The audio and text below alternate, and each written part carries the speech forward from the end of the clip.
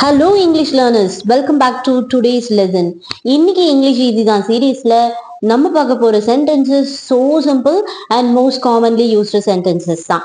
என்ன சென்டென்சஸ்னு பார்க்கலாமா? நம்ம பார்க்க போற சென்டென்சஸ் இதுதான். உனக்கும் எனக்கும் எந்த சம்பந்தமும் இல்லை. நம்முடைய வயதுக்கும் நம்முடைய சந்தோஷத்திற்கும் எந்த சம்பந்தமும் இல்லை.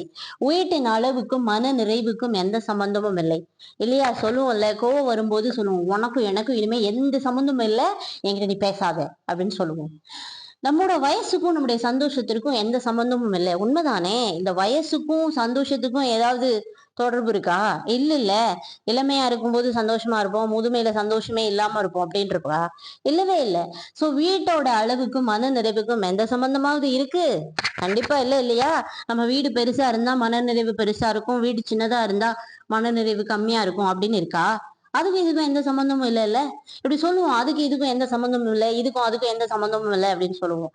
இந்த சென்டென்சஸ் நாம இன்னைக்கு பார்க்க போறோம். இந்த எந்த சம்பந்தமும் இல்லை அப்படிங்கிறதுக்கு நம்ம அதாவது எந்த அதாவது இதுல நீங்க உங்களுக்கு எல்லாமே தெரியும். உங்களுக்கு இந்த சென்டென்ஸை மேக் பண்றதுக்கு you require basic understanding of grammar. உங்களுக்கு கிராமர் பேசிக்கா தெரிஞ்சா போதும். உங்களுக்கு பேசிக் அண்டர்ஸ்டாண்டிங் இருக்கு இல்லையா? ஹாவ் தெரியும், ஹாவ்ஸ் அதாவது ஹாவ் எங்க போடணும், ஹேஸ் எங்க போடணும்னு தெரியும். அப்புறம் உனக்கு எனக்கு இதெல்லாம் எப்படி இங்கிலீஷ்ல சொல்றதுன்னு உங்களுக்கு தெரியும். நான், நீ, நீங்கள், அவர்கள் எல்லாமே உங்களுக்கு தெரியும். அந்த பேசிக் அண்டர்ஸ்டாண்டிங் இருந்தா போதும். இதுல எக்ஸ்ட்ராவா நீங்க ஆட் பண்ண வேண்டிய விஷயம் எந்த சம்பந்தமும் இல்லை அப்படிங்கறத ஆட் பண்ணி தான் சென்டென்ஸ் ஃபார்ம் பண்ண போறீங்க. அதுக்கு என்ன வேர்டு இருக்கு அப்படின்னா, ஓகே, அதுக்கு மட்டும்தான் நீங்க எக்ஸ்ட்ராவா புதுசா ஒண்ணு ஆட் பண்ண போறீங்க. Nothing to do with. என்னது?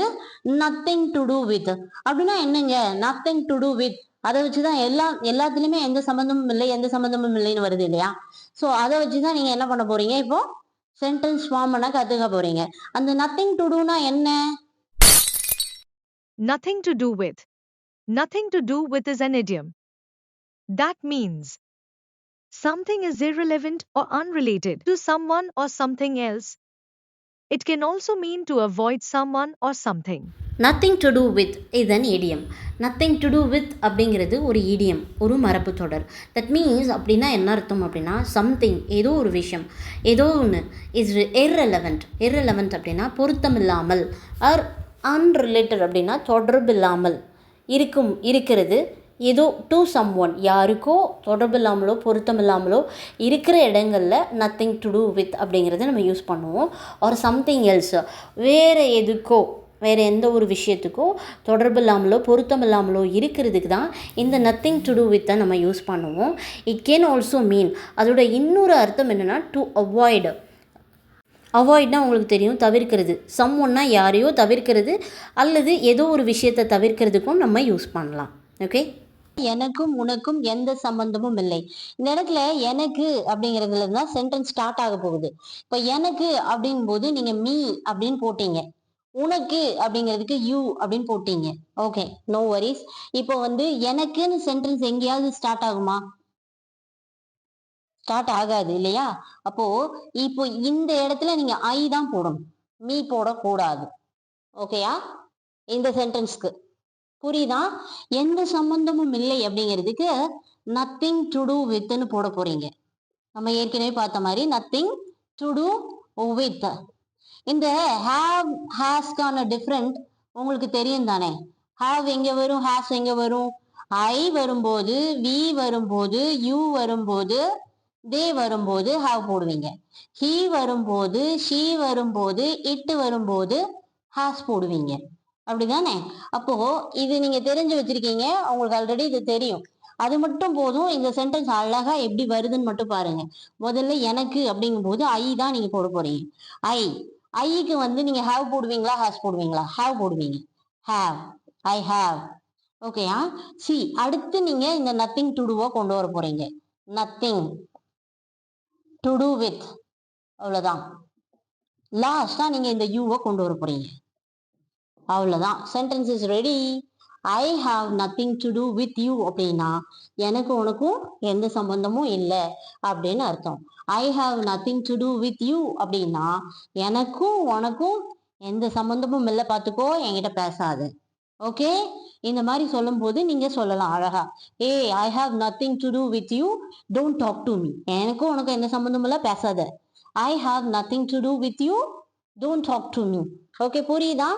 புரியுதா? உனக்கும் எனக்கும் எந்த சம்பந்தமும். அப்போ சென்டென்ஸோட ஆரம்பத்துல உனக்குன்னு வந்திருந்ததுன்னு வைங்களேன், அதே சென்டென்ஸ் தான் இந்த இடத்துல எனக்கும் இருந்தது, இப்ப நான் உனக்கும்னு மாத்திருக்கேன். உனக்கும் எனக்கும் எந்த சம்பந்தமும் இல்லை. இது எப்படி சொல்லலாம்? உனக்கு அப்படிங்கிறதுக்கு இங்கிலீஷ்ல யூ, எனக்கு அப்படிங்கிறதுக்கு மீ, எந்த சம்பந்தமும் இல்லை அப்படிங்கிறதுக்கு நத்திங் டு டூ வித். ஓகேயா? அப்போ சென்டென்ஸ் இங்க யூல ஸ்டார்ட் ஆகுமா? கண்டிப்பா ஆகும். அப்ப இந்த சென்டென்ஸ்க்கு யூ அப்படியே போட்டுக்கலாம். ஓகேயா? யூக்கு அடுத்து யூ வரும்போது என்ன போடுவீங்க? ஹாவ் போடுவீங்களா, ஹாஸ் போடுவீங்களா? ஹாவ் போடுவீங்க. You have. அடுத்து nothing to do with. Nothing to do with. Okay, good. ஓகேயா? You have nothing to do with me. லாஸ்டா மீ போட போறீங்க. ஓகேயா? உனக்கும் எனக்கும் எந்த சம்பந்தமும் இல்லை அப்படிங்கிறதுக்கான translation you have nothing to do with me. அப்படின்னா உனக்கும் எனக்கும் எந்த சம்பந்தமும் இல்லை. You have nothing to do with me. ஓகேயா? புரிஞ்சுதா? Shall we move the next sentence? நம்முடைய வயதிற்கும் நம்முடைய சந்தோஷத்திற்கும் எந்த சம்பந்தமும் இல்லை. எந்த சம்பந்தமும் இல்லைங்கிறதுக்கு நத்திங் டு டூ வித்னு போட்டுப்பீங்க. அதை அப்படியே வச்சுக்கலாம். நத்திங் டு டூ வித் போட்டுப்பீங்க. நம்முடைய அப்படிங்கிறதுக்கு அவர். ஓகே, வயது அப்படின்னா ஏஜ். ஓகேயா? நம்முடைய சந்தோஷம் அப்படின்னா அவர். சந்தோஷத்துக்கு ஹாப்பினஸ் சொல்லுவீங்களா? ஹாப்பினஸ். ஹாப்பி கிடையாது, ஹாப்பினஸ். ஹாப்பினஸ். ஓகேயா? ஓகே. ஸோ ஹாப்பினஸ் அப்படிங்கிறது நவுனு, ஹாப்பிங்கிறது அட்ஜெக்டிவ். உங்களுக்கு தெரிஞ்சிருக்கணும். அப்போ இங்க ஏஜ் அப்படிங்கிறது இட் அப்படிங்கறத ரெஃபர் பண்ணும்.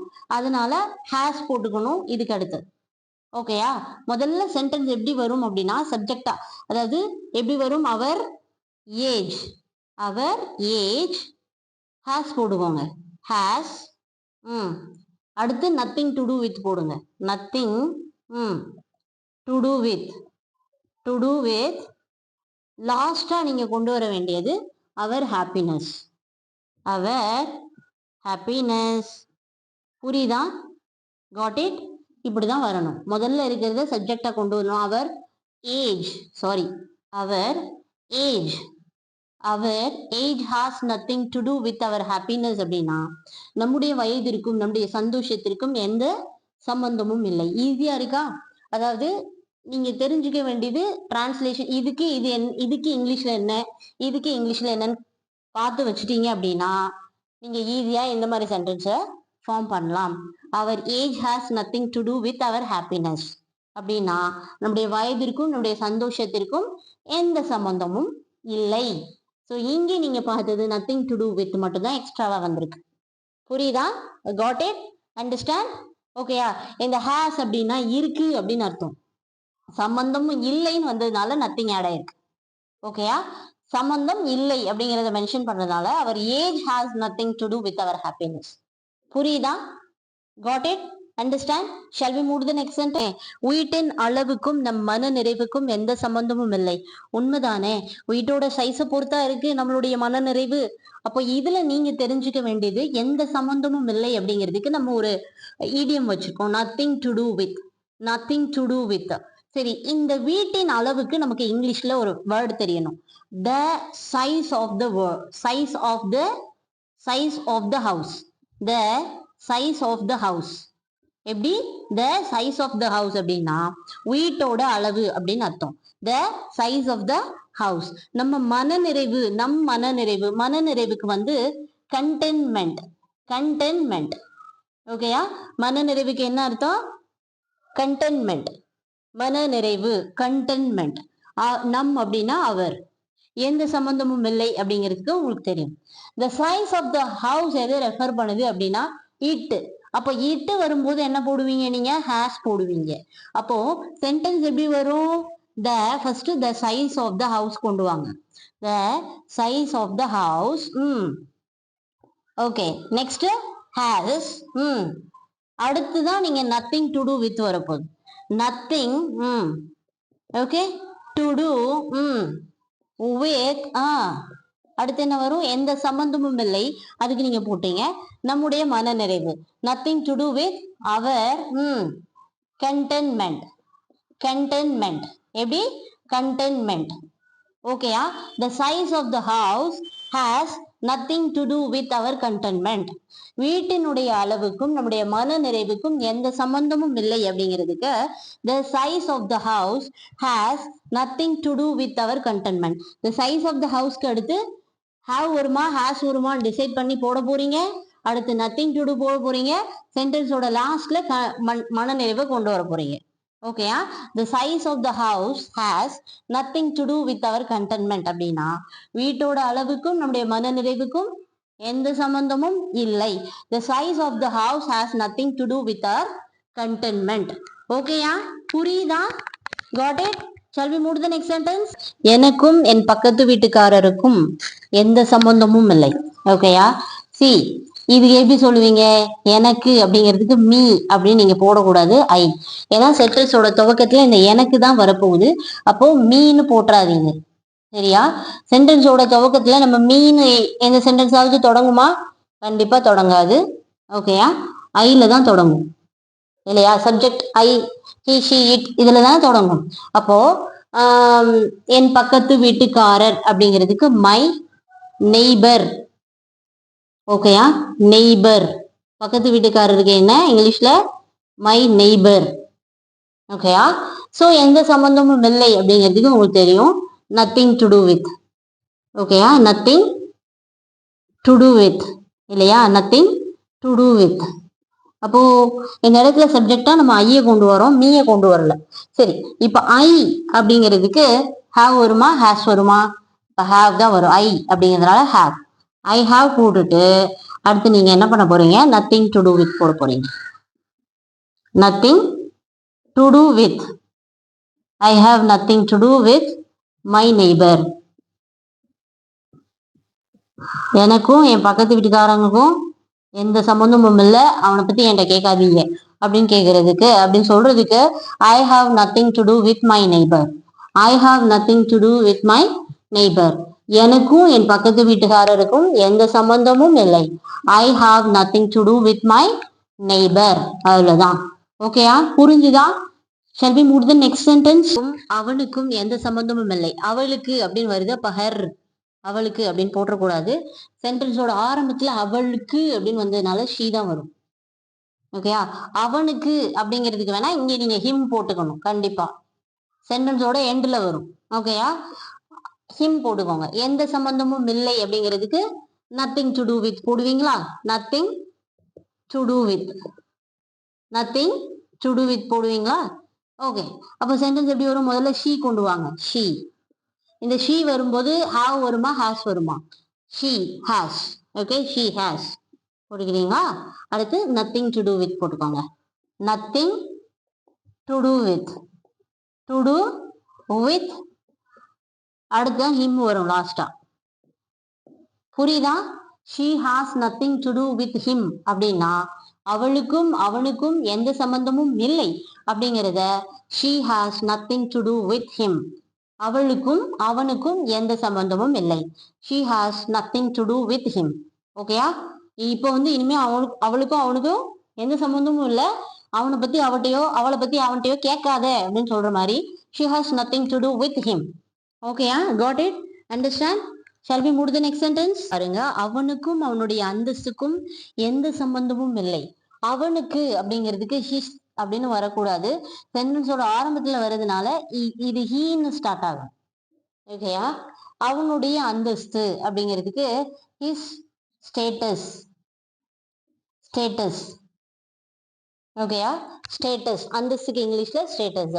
எந்த சம்பந்தமும் இல்லை அப்படிங்கிறதுக்கு நத்திங் டு டூ வித். தெரியுமா? Okay, nothing to do with. Nothing to do with அப்படின்னு போடுவீங்களா? அப்போ முதல்ல ஹீ கொண்டு வாங்க. ஹீ வரும்போது நெக்ஸ்ட் என்ன பண்ணணும்? மறக்காம ஹேவ் வருமா ஹேஸ் வருமானு போடுவோங்க. ஹீ ஹேஸ் போடுவோங்க. He has. ஓகே, ஹீ வரும்போது has. Nothing to do with. Okay, nothing to do with. Okay, அடுத்து லாஸ்டா ஹிஸ் ஸ்டேட்டஸ் கொண்டு வாங்க. His status. ஆளை பார்த்தா பந்தாலாத மாதிரி இருக்காரு, அவ்வளோ பணிவா இருக்காரு, அவருக்கும் அவரோட அந்தஸ்துக்கும் எந்த சம்பந்தமும் இல்லையே அப்படின்னு சொல்ற மாதிரி he has nothing to do with his status. ஓகேயா? he has nothing to do with his status அப்படின்னா அவருக்கும் அவரோட அந்தஸ்துக்கும் எந்த சம்பந்தமும் இல்லை அப்படிங்கிற அர்த்தம். he has nothing to do with his status. ஓகேயா? புரிஞ்சுதா? புரியுதா? he has nothing to do with his status அப்படின்னா அவருக்கும் அவரோட அந்தஸ்துக்கும் எந்த சம்பந்தமும் இல்லை. உன்னுடைய அழகுக்கும் உன்னுடைய அறிவுக்கும் எந்த சம்பந்தமும் இல்லை. உன்னுடைய அழகு அப்படின்னா your beauty. your beauty இங்கிலீஷ்ல என்ன? your beauty. உன்னுடைய அறிவு அப்படின்னா your intelligence. your intelligence. intelligence இல்லையா? சோ எந்த சம்பந்தமும் இல்லை அப்படிங்கிறதுக்கு nothing to do. nothing to do with இல்லையா? nothing to do with. இப்போ முதல்ல என்ன கொண்டு வருவீங்க? your beauty. your beauty கொண்டு வருவீங்க. ஓகேயா? your beauty. பியூட்டிக்கு என்ன போடணும்? அது வந்து இட்ட ரெஃபர் பண்றதுனால have வருமா has வருமா? has போடுவீங்க. your beauty has அடுத்து nothing to do with. nothing to do with. okay? your intelligence. லாஸ்டா your intelligence. your intelligence. ஓகேயா? அப்போ உன்னோட அழகுக்கும் உன்னோட அறிவுக்கும் எந்த சம்பந்தமும் இல்லை அப்படிங்கிறதுக்கான translation your beauty has nothing to do with your intelligence. your beauty has nothing to do with your intelligence. ஓகேயா? அப்படின்னா என்ன அர்த்தம்? உன்னுடைய அழகுக்கும் உன்னுடைய அறிவுக்கும் எந்த சம்பந்தமும் இல்லை. your beauty has nothing to do with your intelligence அப்படின்னா உன்னோட அழகுக்கும் உன்னோட அறிவுக்கும் எந்த சம்பந்தமும் இல்லை. your beauty has nothing to do with your intelligence. புரியுதா? புரியுதா? got it? shall we move to the next sentence? okay, this is a homework for you all. ஓகேயா? உன்னுடைய கல்விக்கும் உன்னுடைய பொது அறிவுக்கும் எந்த சம்பந்தமும் இல்லை. இதுல கல்விக்கு வந்து எஜுகேஷன், பொது அறிவுக்கு நானே சொல்லிடுறேன் காமன் சென்ஸ். ஓகேயா? Common sense. ஓகே, இந்த சென்டென்ஸை நீங்க எப்படி வந்து டிரான்ஸ்லேட் பண்ணுவீங்க, இந்த சென்டென்ஸை எப்படி வந்து நீங்க ஆன்சர் பண்ணுவீங்க அப்படிங்கிறத கமெண்ட் செக்ஷன்ல சொல்லுங்க. I am waiting for all your answers. So tell me in the comment section. I'm eagerly waiting for all your comments and tell me how is the lesson today, and we will catch up in the next class. Until then, take care. Bye bye. Okay.